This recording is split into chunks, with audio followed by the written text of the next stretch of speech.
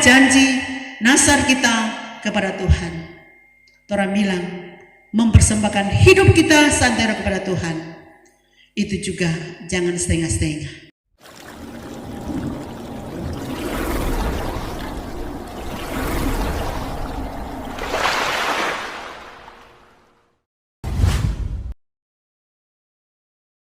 Shalom, damai di hati. Puji Tuhan, saudara-saudara jemaat yang diberkati Tuhan. Pasti orang selalu terungkap dalam bibir kita, perkataan kita. Tidak ada rasa di hari yang ke-20 di bulan Oktober. Itu berarti tinggal 11 hari Kang. Orang akan meninggalkan bulan Oktober dan masuk di bulan November. Kemudian tinggal 2 bulan sebelum masuk di bulan Desember.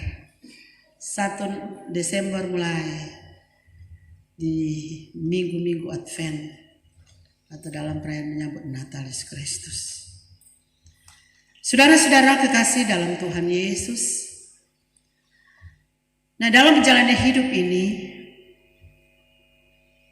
pernahkah kita mengucapkan janji baik terhadap suami, terhadap istri, orang tua, teman, terlebih kepada Tuhan? Nah, sejenak kita mengingat apakah pernah orang bilang itu janji atau nasar itu atau nyanda. Yang pasti orang semua Kang pernah bahkan sering orang mengungkapkan itu nasar atau janji. Bahkan ketika orang ingat mau menikah dalam pernikahan yang kudus, ada janji di situ yang tentunya keluar dari mulut kita, pasangan masing-masing. Setia bagi pasangan masing-masing, suami setia pada istri, istri dan sebaliknya. Ada janji, komitmen bersama. Nah, apakah janji itu orang sebeki? Atau lain-kali lupa. Lain-kali dia bilang kalau ketika baru, orang bilang keluarga baru, itu janji, orang masih ingat. Lain-kali kalau lama-lama, sudah itu lama-lama. Kalau ada pergumulan dalam rumah tangga, orang lupa. Itu setia. Bahkan juga sering terungkap ketika orang sakit, orang udah bilang sakit barat, orang berjanji pada Tuhan, kalau kita Tuhan kasih baik, kita semua rajin ibadah. Baik di kolong, di bipra, orang janji terungkap. Karena orang bilang, Soninta mau bilang apa? Jadi berjanji jumpa Tuhan. Namun kenyataan berbeda. Itu memang kenyataan terjadi di mana-mana. Ketika sembuh dari sakit, lupa. Artinya memang itu dia ingat ketika dia contoh ada satu jemaat, ibunya bilang pas di jemaat mana, ketika dalam kecelakaan seorang bapak berkata, berjanji bahkan saya tahu di FB, kita kalau Tuhan kasih baik semua rajin pi kolong, rajin pi bapa, kong rajin pi ibadah. Memang dia baking gitu pi di kolong biar bacengek-cengek dan pi gereja So lihat, oh so baik ini, so mulai babai. Bahkan so boleh kata naik motor. Baik. So lupa, sehingga ada komen, tamang-tamang. Asal jangan cuma sampai dijanji. Tetapi lakonkan itu. Ternyata cuma 1-2 kali dia pergi. Bahkan ibadah di rumah sendiri nyanda ada. Ibadah kombapa, kolom. Mar dia tukang ojek. Nyanda ada alasan. Oh sementara ini kok ada order, ada telepon. Bukan cuma 1 kali. Kemudian dikata, kenapa nyanda hadir? Oh kok ini ada dapat telepon 1 kali.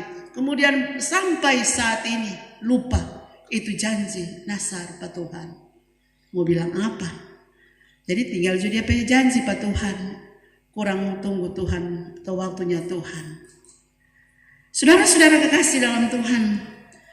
Nah perenungan kita saat ini beri tema tepatilah nasarmu.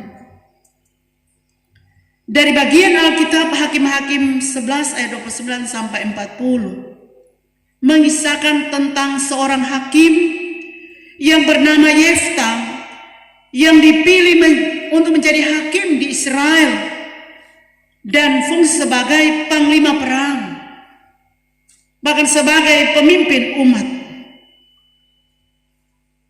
bahkan juga kehidupan umat Israel yang pada saat itu mengalami kemerosotan iman karena mereka tidak setia kepada Tuhan yang telah menyertai mereka keluar dari Mesir. Tanah perbudakan, akibatnya mereka ditindas oleh bangsa-bangsa lain. Bahkan Yefta ini adalah bagaimana silsilahnya. Ayahnya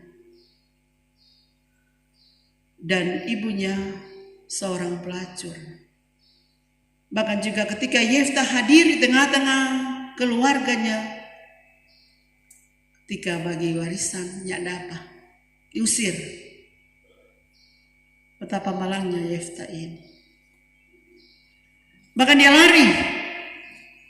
Sehingga ketika mereka akan menghadapi bangsa Amon, mereka cari Pak Yefta. Padahal mereka tidak usir. Sebelum berperang, Yefta berjanji pada Tuhan, jika ia menang dalam peperangan, ia berjanji untuk mempersembahkan korban bakaran kepada Tuhan. Apa dia bilang? Tuhan, kalau kita pulang dari perang, kalau Tuhan akan kasih kemenangan, siapapun yang keluar dari rumah, itulah yang akan dipersembahkan.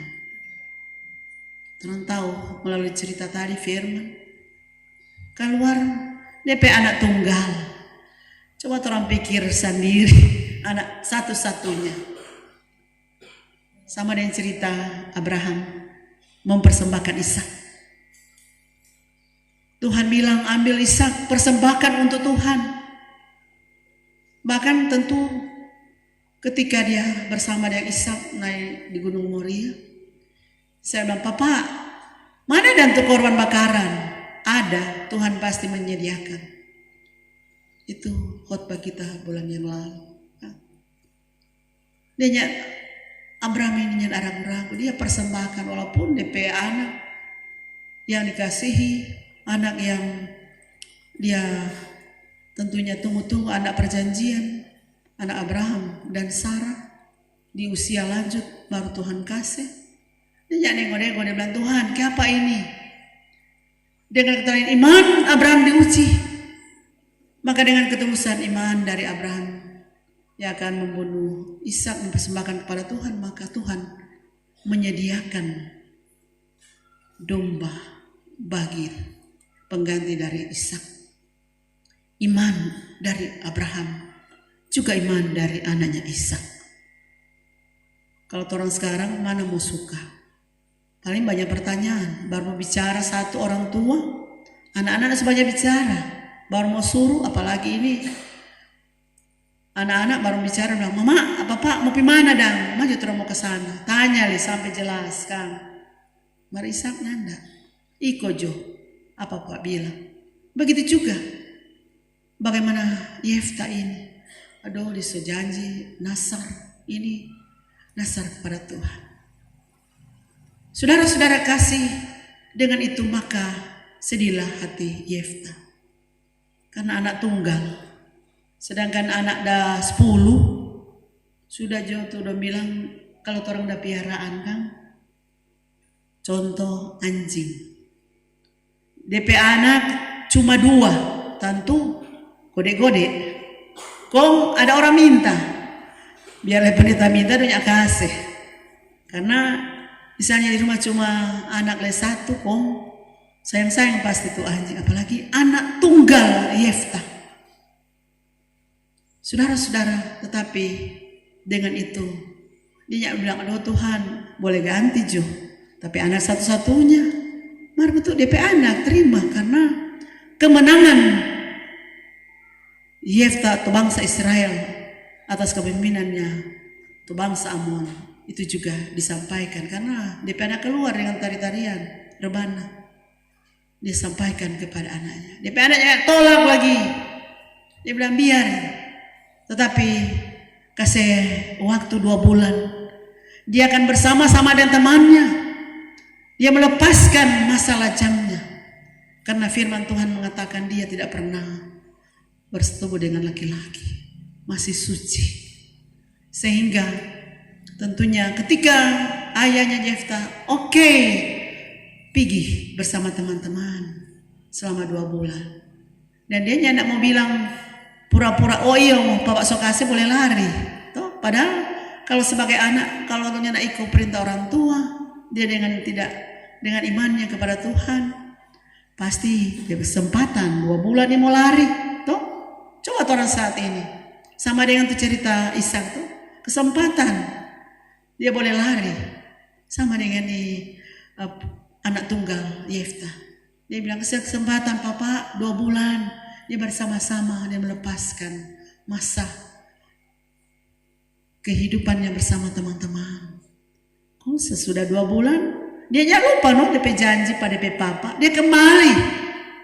Dan tentunya apa yang sudah disampaikan, dia tepati janjinya, dia kembali kepada ayahnya. Bagaimana juga itu, sehingga firman Tuhan mau menceritakan bagaimana saat itu baik Yefta maupun anaknya mereka tahu bahwa melalui firman Tuhan yang menjadi nats pembimbing kita yaitu Pengkhotbah 5 ayat 3 sampai 4. Kalau engkau bernasar kepada Allah, janganlah menunda-nunda menepatinya karena ia tidak senang kepada orang-orang bodoh. Tepatilah nasarmu. Lebih baik engkau tidak bernasar daripada bernasar tetapi tidak menepatinya. Itu juga mau mengingatkan kita kepada jemaat yang ada. Jangan seperti yang torang so bernasar berjanji pada Tuhan kong torang bapongo dan orang air madi dibilang. So tahu sama baik orang tua maupun anak-anak. Lain kali orang tua sobat janji pada anak, kalau komandan begini, rajin mama kasih ini. Begitu juga anak-anak, mama kasih ini kita mau rajin untuk kalau sementara kuliah, bahkan sekolah, mau rajin kemana. Mar kalau mama kasih dan bapak beli HP, mar ketika orang tua iko, janda. Mar lain kali Kang, tuh orang tua tetap sayang sama dengan tuh bangsa Israel. Walaupun mereka bertobat, dorang bertobat ini, dorang percaya pada Tuhan tetap.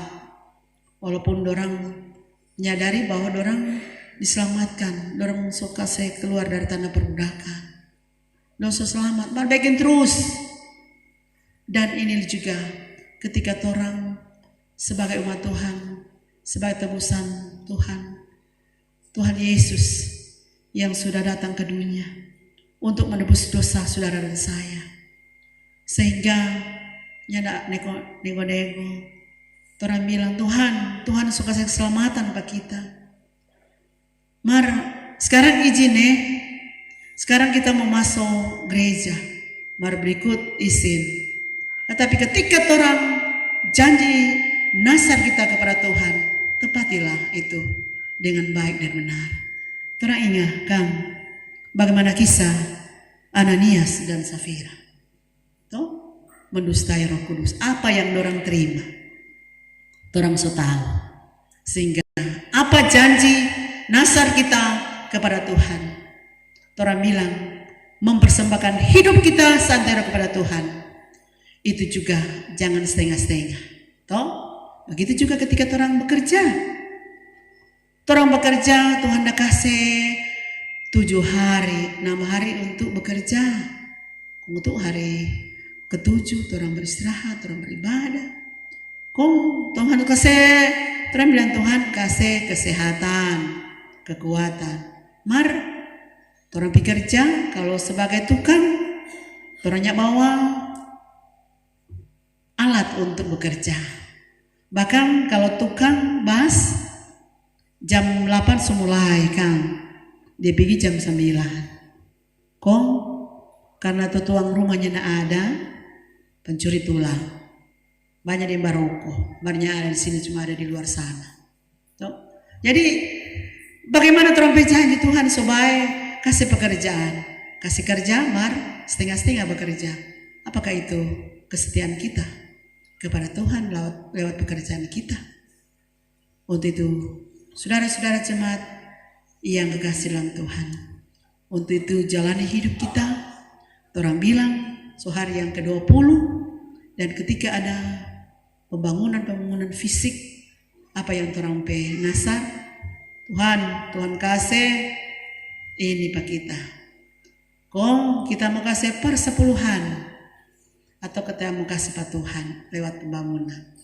Barangkali seberapa bulan sulpa orang nasar atau janji untuk pembangunan gereja Tuhan. Saudara-saudara kekasih dalam Tuhan, untuk itu biarlah jangan orang salah tentang nasar. Tindakan nasar, orang bilang membeli perkenanan Tuhan atas sesuatu yang sedang lakukan atau tujuan yang orang capai. Janganlah berpikir bahwa nasar adalah senjata kita untuk mempengaruhi keputusan Allah atau bentuk sogokan atas pengenalan Allah dalam hidup kita. Tetapi nasar seharusnya adalah bentuk ungkapan syukur kita atas kebaikan Tuhan yang mengagumkan itu. Dikerjakan dengan sadar serta tulus dan langsung dilaksanakan tanpa menundanya. Tuhan Yesus pasti memberkati, bahkan mampukan saudara saya memenuhi nasar kita di hadapannya. Amin.